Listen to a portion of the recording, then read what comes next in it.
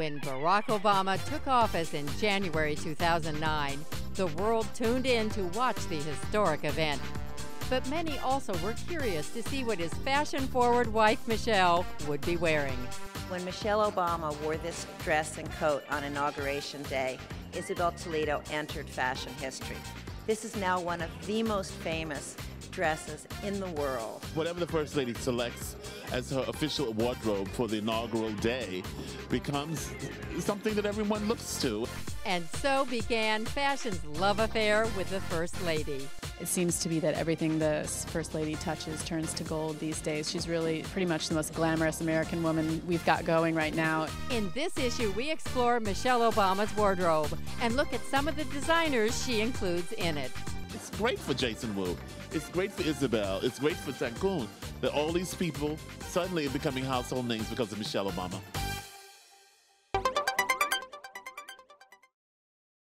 Michelle Obama is an incredible First Lady. She's a great role model. She has so much style. I think she's a First Lady that's not afraid to enjoy fashion, and yet I don't think she's making her lifetime goal. So it's kind of very refreshing. We're so lucky to have Michelle Obama, a First Lady with such confident style and such reassuring style. Her and President Obama has really brought optimism to the country, and it's really great. She's so amazing. She is a woman, about women, for women, and representing the family, this country. It's so exciting. Michelle Obama is shaking things up. What she puts on sells clothes. And I love the fact that she is supporting so many designers right now that don't have huge corporate sponsorship and big money behind them. She's breathed new life into many young designers' brands, and she's given them a future. One of the first designers to be thrust into the spotlight by Michelle Obama's support was Isabel Toledo. Wearing Toledo's lemongrass ensemble at her husband Barack Obama's inauguration really set her apart from the crowd. She really brought that to life. I mean, I knew what I wanted to capture. I knew I wanted that luminosity, but she sparked. I mean, she was so amazing and inspiring that somehow that moment stayed in everybody's subconscious. Toledo's work is admired by many fashion insiders. She focuses on technique and experimentation. In 2007, a job as creative director for Anne Klein, though short-lived, helped make her work more accessible. Inauguration Day was also special for Jason Wu. Michelle Obama chose Jason's white gown to wear to Washington, D.C.'s many celebratory balls. Turning on TV and seeing First Lady in my dress was pretty much a life-changing experience. Designing his own line since 2006, the Taiwan-born designer's work has feminine and modern qualities. And as Mrs. Obama continues to wear his designs, the world keeps watching. From Taiwan, went to Canada, traveled around Paris, studied in Tokyo, came back and went to, college here at Parsons, and he's only been in business like 3.5, just under 4 years. He's 26, and zap, overnight, he's a household name. Michelle Obama sported French-born, New York-based designer Sophie Theallet's elegant striped shirt dress to the unveiling of the bust of poet Sojourner Truth. I was really proud and honored, and because she wears that dress for something like very special in my art too, because it was for the Sojourner Truth, I was really touched. After working as Azzedine Elias' design assistant for 10 years, Sophie launched her own line in 2005 in New York and continues creating unique and colorful collections at her Brooklyn studio. Another design name that is popular in Michelle Obama's closet is Cocoon. We asked if this new notoriety has created a ripple effect for his business. It's not a ripple effect, it's a tsunami effect, I think. But yeah, no, it's phenomenal. I'm really honored. Cocoon debuted his line in 2004, coming to design after spending 4 years as a writer and editor at Harper's Bazaar. And his work highlights his talent at crafting feminine yet contemporary looks. Wearing a red and black dress from Narciso Rodriguez on election night, Mrs. Obama set tongues wagging. Narciso has become a staple, along with New York favorites Michael Kors and Isaac Mizrahi. In addition to Michelle Obama's support of new and niche designers, she also favors the chic ensembles found in the J. Crew catalog, giving every woman the opportunity to match a First Lady's style. I think she's great because she just wears what she wants. She doesn't care what people think. She just picks, you know, one day she'll wear J. Crew, the Gap, the next day she'll wear something from me, the next day she'll wear something from Isabel Toledo, which is very couture. And she is the total independent.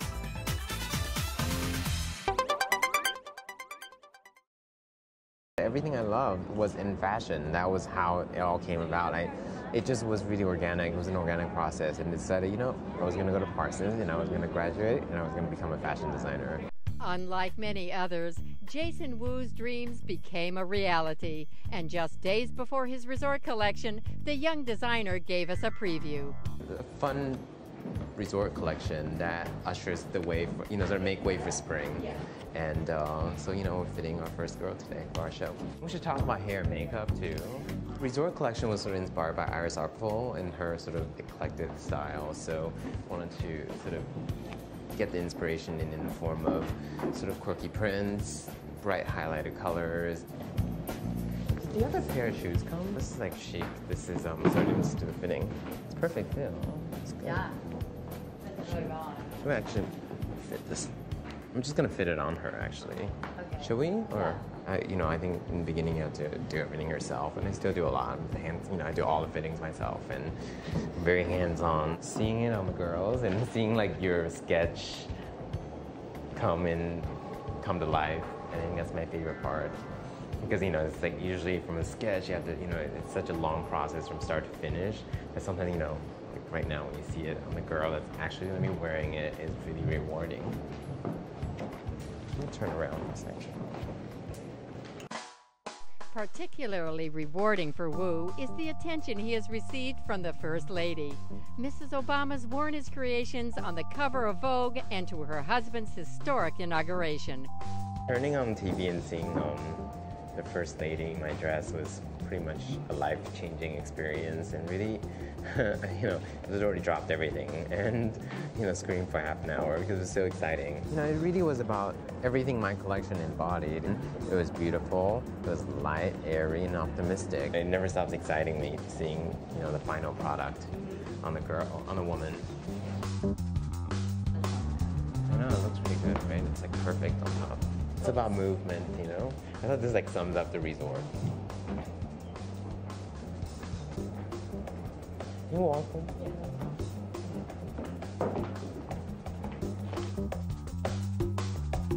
A collection really came together since I saw you on Tuesday, and you know, it was really, you know, it's just show. I love it, and it was just, you know, I had a lot of fun designing it.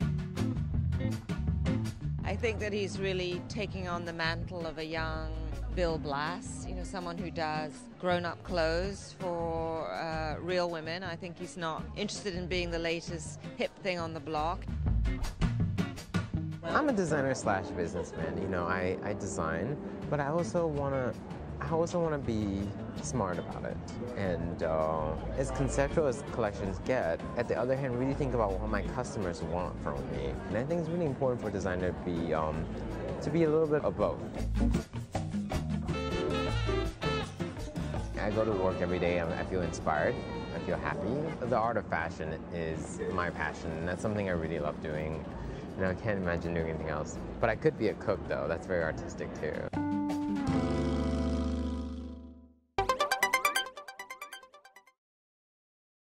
French-born designer Sophie Theallet moved to New York in 2000 after 10 years of working as Azzedine Alaya's assistant, and started her own line soon after.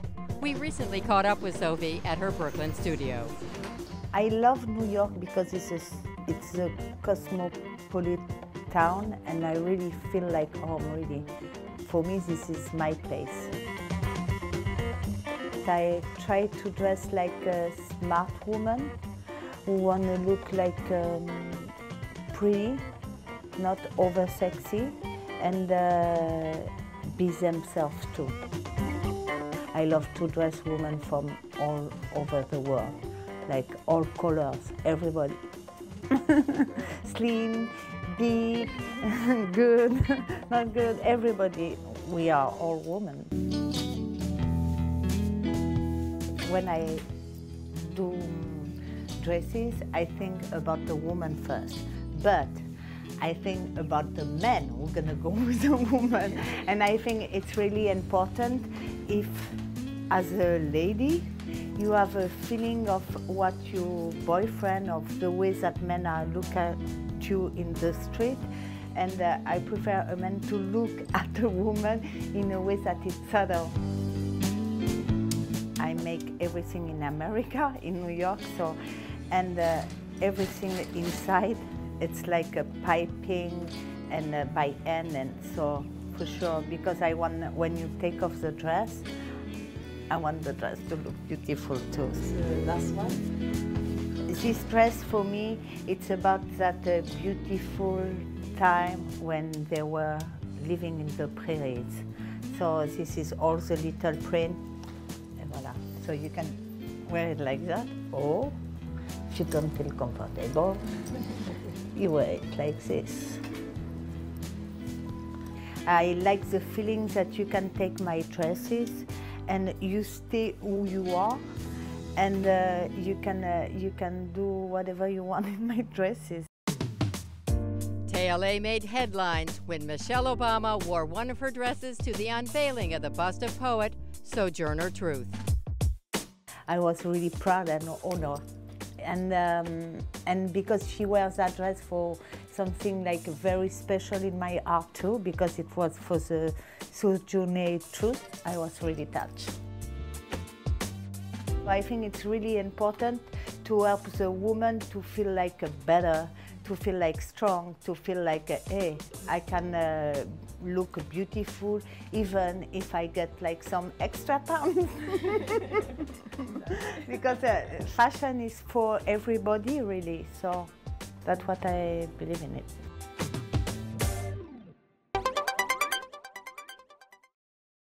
Brooklyn-born Isaac Mizrahi has long been a fashion star. After doing time at Perry Ellis and Calvin Klein, the then 25-year-old saw his first collection snapped up by Bergdorf Goodman in 1986. From that moment, he made his name with his signature use of color and wit. Well, I've known Isaac for a long time, and I think it's his sense of humor and his originality and his honesty. I don't know how anybody lives without a very good sense of humor. I really don't. In my book, he's a genius.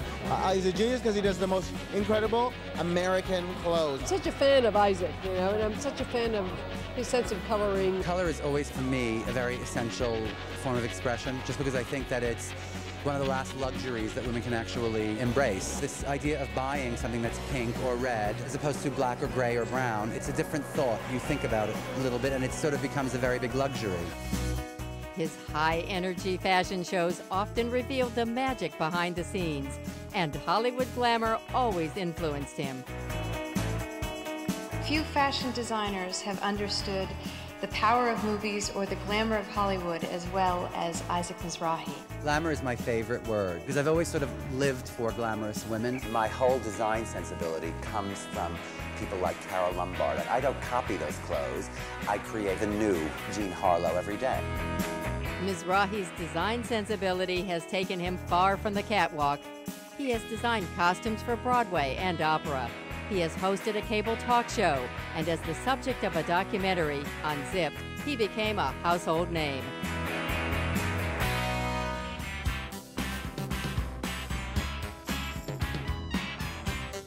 In 1998, Mizrahi lost his backers and was forced to end his collection. But 5 years later, he changed the face of fashion when he became the first high-end designer to create a signature line for a mass-market retailer, with his mega-successful line at Target. The same year, Mizrahi launched a couture collection. In January of 2008, Mizrahi returned to ready-to-wear when he was named creative director at Liz Claiborne. This balancing act between mass and couture perfectly exemplifies Mizrahi's fashion philosophy. I'm just sort of trying to make beautiful, beautiful clothes and sort of solve problems for a woman's lifestyle is basically what I'm doing. That's all.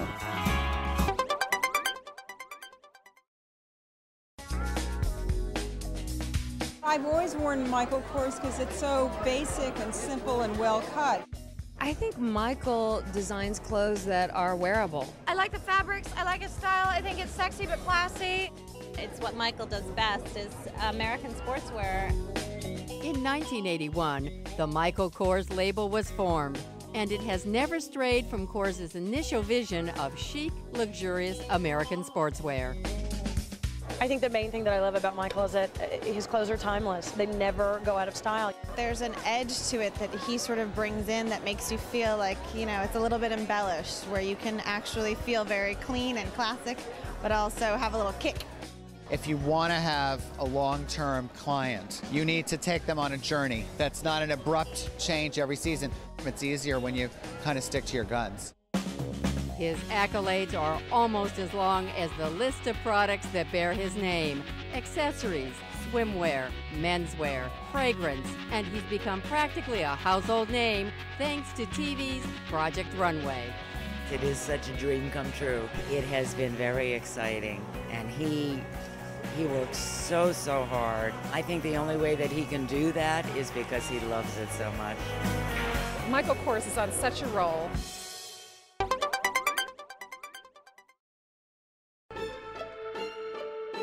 Narciso Rodriguez exploded onto the international fashion scene in 1997 with exquisitely tailored, sexy clothes for real women.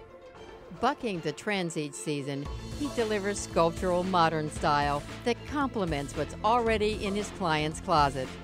I'm not really so interested in creating things for runway or for the moment or for the season as much as things that work with the things that I designed last season and sort of become the things in a woman's wardrobe that she cannot part with. He always does such elegant, streamlined collections, which are great for real women who can look very glamorous, but also go to work in these clothes and go out to dinner in these clothes. American sportswear, you know, at its absolute best. And the sharpness and the precision of his work and the cut and the flow at the same time. There's something very modern and very, very New York American about it. He's one of my favorite designers in the business. I mean, he's a really great guy as well as being, I think, one of America's best designers. Rodriguez honed his pure, clean style at Calvin Klein. But it was in 1995 that he first made folks take notice of his talent when he took over as design director at Cerruti. While there, he gained front-page coverage with his wedding dress for Carolyn Bassett's marriage to John F. Kennedy Jr. In 1997, he launched his own line. Simultaneously, he took the helm at Spanish leather luxury house Loewe. For 4 years, Rodriguez divided his time between Madrid, Paris, Milan, and New York as he created looks for both lines each season. His sleek, architectural looks quickly earned him celebrity fans. His clothes are perfect. They're sexy, very feminine, very womanly, but never over the top. His clothing, I think, is cut so well for women. Most of his stuff is all cut on the bias. Even if it's a tank top, everything fits well and makes you feel good, and it's timeless. I, for some reason, always feel when I put them on like this is the right dress for my body type. He really knows where to find the curves and where to kind of hide the curves. I think if you have to reinvent yourself every season, you really don't have a vision, I think. I mean, I've never thought about reinventing myself because I'm doing the same thing in different ways and new ways and evolving.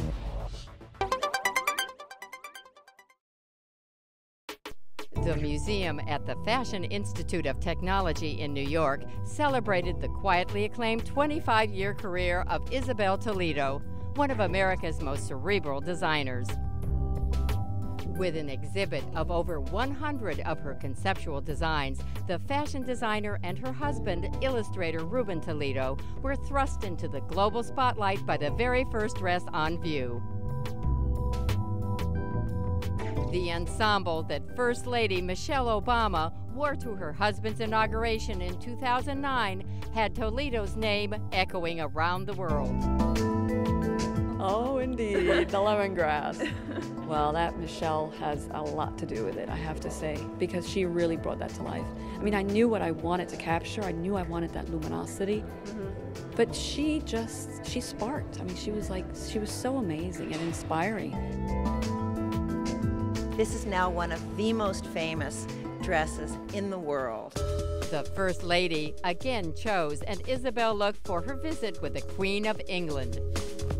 Isabel became like the smallest, most unknown, secret designer's designer, now that the whole world knows. But in that aspect, nothing has changed in that she's still that same person. I have to say, she's still that organic and that introspective, and that she doesn't second guess. She really dresses herself and is thinking about ways to evolve her ideas. I mean, it's an evolution of myself, of how I think, what I see Ruben do, which is also very interesting because I get a lot of information from Ruben because he sketches the dresses, and sometimes they're totally wrong, and I think, yes. I am fascinated with the flat pattern. What does that look like? So in a way, this is a very simple pattern, but the ingenious is that you can wear it long or short. It's got 4 armholes. She always talks about how emotion is so important for her. And on the one hand, you have something as kind of precise as geometry and the mathematics of cut and pattern making and 3 dimensions, but then you also have this tremendous emotional feeling, so that the colors, the lines, all of that creates a real response in the wear. It's called the hermaphrodite because the pieces can either go out or in. But in fact, what you find is a dress which is very graceful and fluid.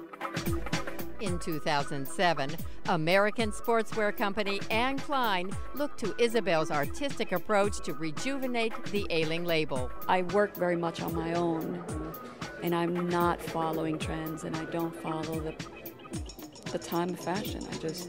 I'm doing my own thing. She really follows her own path. It's very much, she says, the path of a seamstress or someone who constructs things and deconstructs them. It makes her very original, and it's made her a real designer's designer, because she doesn't just style, she doesn't just follow trends, she explores herself what she thinks will be beautiful. There's a real sixth sense to her fingers. So the way she thinks about women's bodies and anatomy and gravity and fabric and texture and color, these are things that are way beyond me, you know? I'm a pure graphic person. The fact that I'm a woman, it makes it easier because I can wear them myself. I know. Although I do try things on Ruben, and if they look good on him, we're good. It is a moment of looking back and kind of reflecting what an amazing road it's been, and it has been. It really makes me see my language, my fingerprint. I recognize, wow, yeah, this is a Toledo.